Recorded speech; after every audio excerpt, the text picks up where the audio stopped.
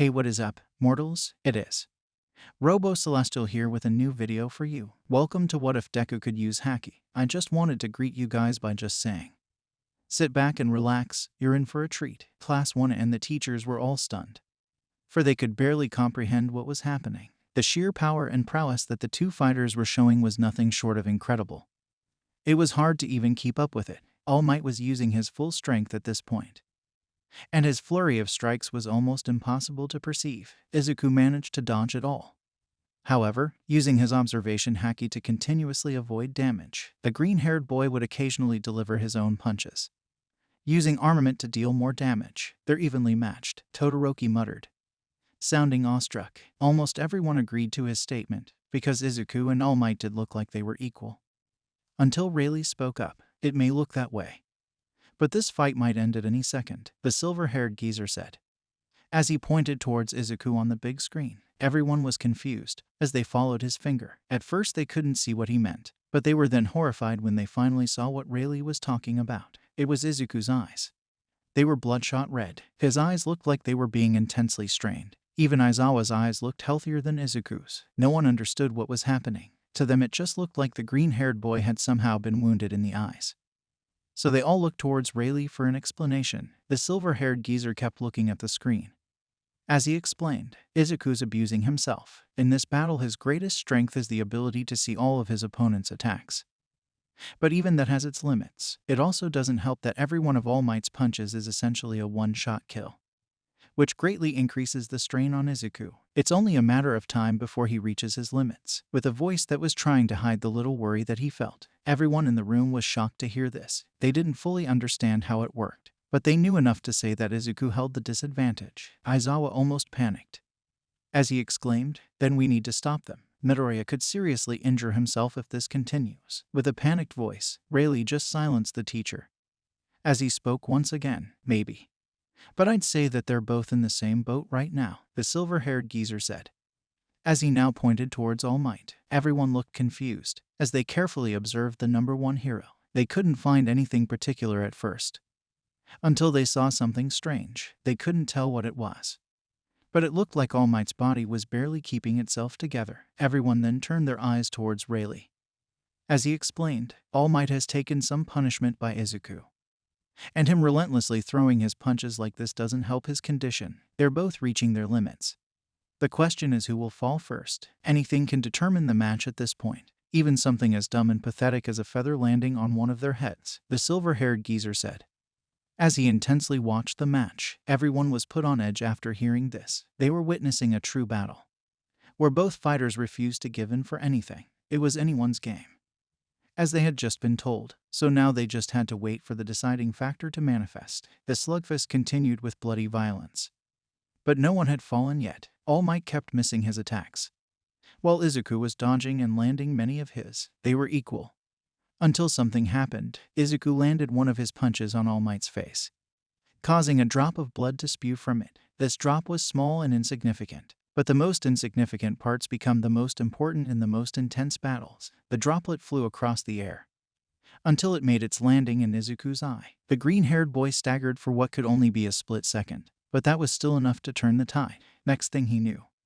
All Might landed one of his devastating blows to his face. Izuku was thrown back and crashed into the ground. The green-haired boy then forced himself up, only to be met by another barrage of attacks. Izuku raised his guard into a defensive stance, now being forced to tank all of the hits. Everyone looked horrified as they watched All Might beat on the defending Izuku. It was brutal and, eventually, Aizawa had enough. "I'm ending this now. He might get killed out there," the normally tired teacher shouted, as he reached out for a microphone to stop All Might. He couldn't grab it though, for he was stopped when Rayleigh took a firm grip over his hand. Aizawa looked at the man with a hint of anger, until he saw his expression. Rayleigh looked conflicted, like he was doing something that he actually didn't want to do. "What are you doing? He's being pounded out there," Aizawa shouted angrily. Rayleigh's expression didn't change as he responded, "I know what it looks like, but let me ask you something. If All Might knows that he has won, why hasn't he stopped attacking? If Izuku knew that he couldn't win,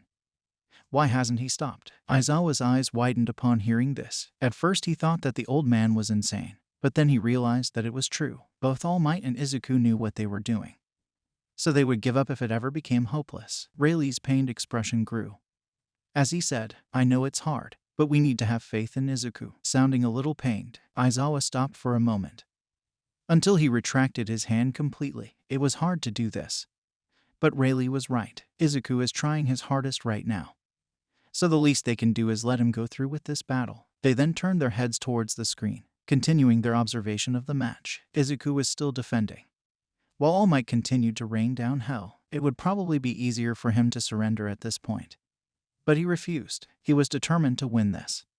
And he knew that he could do it. All Might threw another punch to Izuku.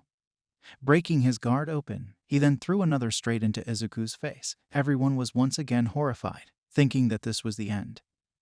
But all of that changed in an instant. The green-haired boy somehow managed to grab onto All Might's hair. Before delivering a powerful Haki-infused punch to his face, the horror had quickly turned into shock. As they realized what just happened, "No way. Did he just?" Kirishima uttered. Without finishing his sentence, he took that hit on purpose. Now he has a firm grip over All Might, Todoroki then finished. Not knowing how to react, they all then watched as Izuku continued to deliver punch after punch to All Might's face. Not slowing down for a second, eventually All Might grabbed onto Izuku's hair. Before he began doing the same, the scene just became more violent. And it was all reaching its end. Both fighters wore feral expressions. Neither willing to give in to their opponent, it continued for an excruciating amount of time. Until they punched each other so hard that they lost their grip of one another. Both fighters staggered back, clearly ready to drop to the ground at any moment, but they forced themselves to stand. As they bellowed ferociously, they pulled their fists back, readying their final punch before throwing it. Right as they were about to collide, Rayleigh noticed something odd. He noticed how Izuku's Haki-infused fist was covered in sparks and embers, as if it was about to combust. Then the hits collided, and the result shocked even Rayleigh. The collision made a fiery blast, as if something just exploded. At first they thought that Katsuki had done it, but remembered that he was out cold. The attack could have only come from one place. If it wasn't Katsuki, it was Izuku. But wasn't he supposed to be quirkless? Everyone looked towards Rayleigh, waiting for an answer. The silver-haired geezer showed them his baffled expression, as he simply shrugged. "I am just as baffled as you are. But I have a theory for what just happened. He might have thrown his punch at such a speed that the friction lit it ablaze. But that is just a guess," Rayleigh then said, using a voice that perfectly fit what he was feeling. The dust then cleared around the fighters, and everyone's jaw would hit the floor once more. All Might was on the ground, and this time he was out cold. Izuku, on the other hand, was still standing. The green-haired boy was shaking from the pain and exhaustion. As he raised his fist to the heavens, he then lost all his energy. Before dropping unconscious to the ground, everyone was silent once more, and no one even dared to comment on what they saw. This was a fight without any form of restrictions. They truly gave it their all. They both used their full strength. And this still happened. Izuku Midoriya actually defeated the #1 hero. All Might, Izuku, All Might and Katsuki were all brought to the infirmary, where Recovery Girl didn't waste a second to scold them all proportionally. Aizawa then informed everyone that they all would be attending a training camp, regardless of their results in the final exam. Some time passed, letting Izuku recover as much as possible. Before it was time to attend the camp, Class 1 sat on the bus, all babbling about various things, until they finally reached their destination. Everyone left the bus and was confused over why they stopped here. That is when a black car pulled up. Before the hero team known as the Wild Wild Pussycats exited it, some students started getting excited upon seeing the heroes. Although Izuku was just calm, the green-haired boy hadn't fully recovered from his bout with All Might. Therefore he wasn't listening to what anyone was saying at the moment. It wasn't until Zero, with a panicked voice, shouted, "Run back to the bus," that Izuku was brought to attention. The green-haired boy was oblivious to what was happening, until he sensed that something bad was going to happen. Pixie Bob leaped behind the entirety of Class 1A, before she shoved them all down the cliff with a landslide. The pro giggled upon hearing everyone's panicked screams, until she heard a voice speak to her from behind. "Could you give me a heads up next time you intend on throwing me down a bottomless cliff?" the voice called annoyingly. And Pixie Bob was shocked to see who it was. It was Izuku. He had somehow noticed the attack and leaped on top of the bus before it happened. Both Mandalay and Pixie Bob were shocked to see that someone had managed to avoid that attack. But Aizawa showed absolutely no expression whatsoever. Midoriya, please go and join your classmates. The camp has already started. And you only have so much time to get there, the tired teacher said. While looking at Izuku, the green-haired boy sighed before he leaped down from the bus and said, "Fine," before proceeding to leap down the cliff. Upon landing, Izuku saw that his class was scattered in a panic. And the green-haired boy only facepalmed at the sight. "Couldn't you have warned us about that attack?" Ashido shouted in anger. Izuku didn't flinch upon hearing these words. As he calmly answered, "You don't deserve to dodge if you can't see it coming." Ashido wanted to retort in more anger, but was interrupted by Minta screaming like a girl. Izuku turned his eyes in that direction and saw that the grape-haired boy was being chased by what looked like a monster made out of dirt. Izuku wasted no time as he jumped into action. He infused his arm with Haki before he crushed the monster's head with a single blow. Izuku panted heavily after that, for he still hadn't fully recovered. That is when Ida walked up and asked, "So, what's the plan?" Izuku looked confused as he asked, "Why are you asking me?" Sounding confused, the entire class looked at him as if he was an idiot. Until Todoroki answered him, "Because I think we all know that you're the strongest in our class.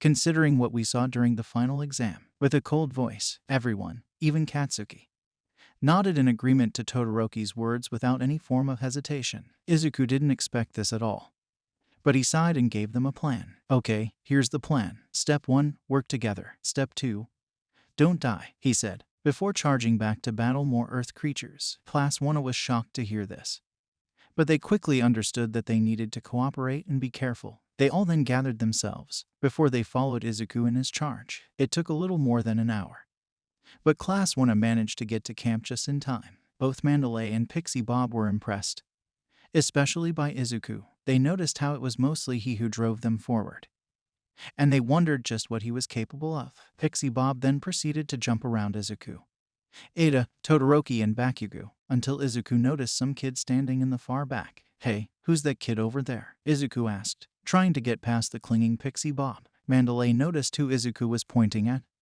and answered, "That's Koda, he's my second cousin." Izuku was intrigued by this. As he walked up to Koda, the boy looked angry.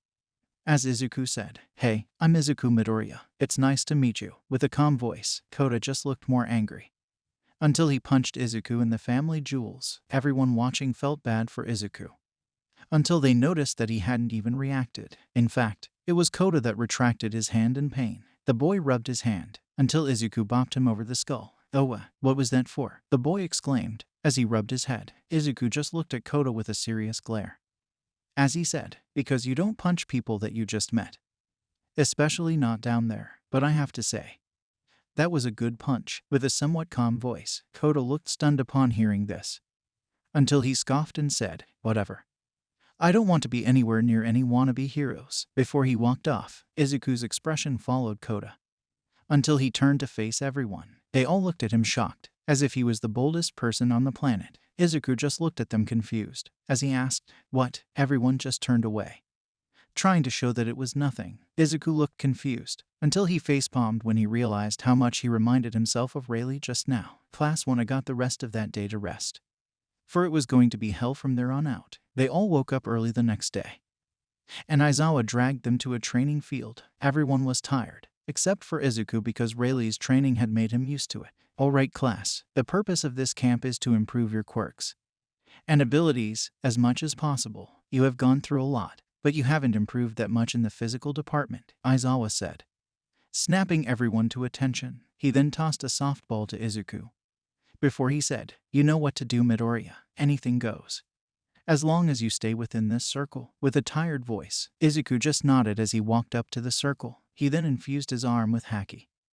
before throwing the ball with his full strength. Aizawa quickly got a notice on his phone, and his eyes went wide. Aizawa wanted to prove to his students that they hadn't improved as much as they thought, but Izuku's score didn't help his case. The tired teacher turned his phone towards the class, who were all in shock. 760 meters, Kaminari shouted. He improved by that much. Ashido then followed. Aizawa was baffled, as he turned to Izuku and asked, "How did you improve this much in such a short amount of time?" Sounding as baffled as he looked, Izuku just looked at his teacher, as he answered, "Sir, no offense, but this camp is nothing but a vacation for me. I know you intend to put us through hell, But there's nothing you can do that'll make me feel that way. The training that my master had been putting me through for more than 10 years now can't even be compared to anything else. It makes hell seem like heaven, the green-haired boy said, shivering at the mere mention of Rayleigh's training. Aizawa was still baffled, but he finally understood why Izuku was so strong. He was even intrigued, and would make a note to talk to Rayleigh about it later. I see. That sure explains a lot, but I have something special in mind for you, Aizawa then said, before he turned back to the rest of the class. I doubt that any of you have been getting the same kind of training as Midoriya, which means that you haven't improved nearly as quickly as he has. Just as he said, we'll be putting you through hell from now on, the tired teacher said, sounding calm. Class 1 trembled upon hearing Aizawa's words. As he then led them to the place that they would be doing said training, everyone was quickly told what to do. Until it came down to Izuku, the green-haired boy was just standing there, not sure of what to do. Hey kid, don't just stand there. You'll be joining me in training, Tiger shouted, trying to get Izuku's attention. The green-haired boy turned to the hero. As he said, I hate to break it to you, but your training is a waste of time. With a cold voice, Tiger got angry upon hearing this. As he said, what did you say? While stomping his way over to Izuku, the green-haired boy calmly stood his ground, not afraid of the approaching hero, until Aizawa stopped Tiger in his tracks. He's right, Tiger. To him your training is a waste of time, the tired teacher calmly said. Tiger looked shocked upon hearing this. As Aizawa then spoke to Izuku, Midoriya, I want you to focus on that move you did at the end of the final exam. Try to master and improve it, and give it a name while you're at it, Aizawa said calmly. Izuku looked surprised upon hearing this, for he barely knew what that attack was. Rayleigh had told him about his theory, but it didn't help him figure out how to use it properly. I'll try my best, Izuku responded to his teacher, determined to try and master this new technique he unlocked. Aizawa nodded at Izuku before the green-haired boy walked off. Is it really a good idea to let him train on his own? He's still your student, Tiger then said. After Izuku was out of hearing range, Aizawa turned to Tiger and calmly answered, there's nothing we can do to help him improve, for he has most certainly done it all already. Also, I honestly don't know what to do with him. He's quirkless and he defeated a full-powered All Might on his lonesome during the final exam. With a calm voice, Tiger's jaw hit the ground, for he couldn't believe what he was hearing. Not only was Izuku so strong that they had no choice but to let him train on his own, but he was also quirkless. Not only was he also quirkless, he defeated All Might. Tiger stopped questioning Aizawa's decision, and almost felt relieved that he didn't have to deal with a kid that somehow was capable of knocking the #1 hero out cold. Instead, he decided to push harder on the other students, so that they would be at least as strong as Izuku.